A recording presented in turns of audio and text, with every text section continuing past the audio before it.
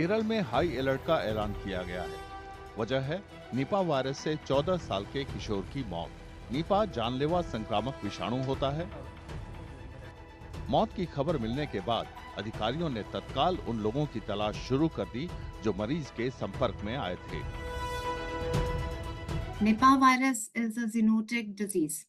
When we say a zoonotic disease, it means that it's an infection which can get transmitted from animals to humans. So there can be transmission from the infected animals either through their direct contact or through their body fluids, which can be saliva, urine, blood. Besides this, if a human is infected, then there can be transmission from human to human. So, and also there can be a third mode of transmission, which can be from consumption of contaminated fruits. इंसानों में Nipah virus चमगादड़ या सुअर से भी फैल सकता है। संक्रमण से दिमाग में सूजन हो जाती है, जिससे मरीज को बुखार हो सकता है। संक्रमितों या उनके शरीर के तरल पदार्थों से भी वायरस फैलता है। वर्ल्ड हेल्थ ऑर्गेनाइजेशन के मुताबिक निपा वायरस में संक्रमण के लक्षण नहीं भी दिख सकते हैं या सांस की गंभीर बीमारियां तक हो सकती हैं। Majority of the fruit bats in India and other the Asian countries are already having these viruses in their body, and because of some climatic changes or the changes in their habitats, the viral load in these fruit bats will increase, and that will spill over through the excreta and their droppings.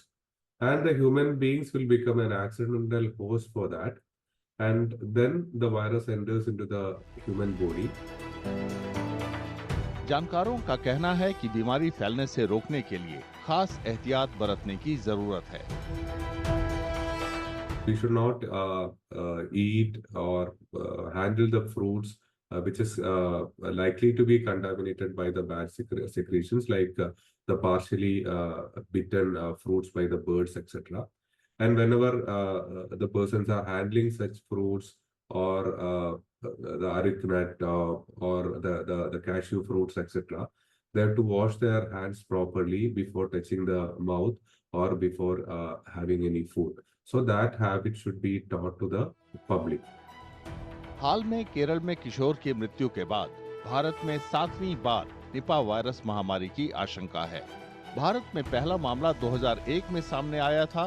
उसके बाद से अब तक इस विषाणु से कम 71 मरीजों की जान जा चुकी है। निपा वायरस की खोज 25 साल पहले मलेशिया में हुई थी। इस बीमारी से मृत्यु दर 75% है। आने वाले समय में भी महामारी फैलने की आशंका है। अभी तक निपा वायरस संक्रमण का कोई इलाज नहीं है और ना रोकथाम के लिए वैक्सीन बना है।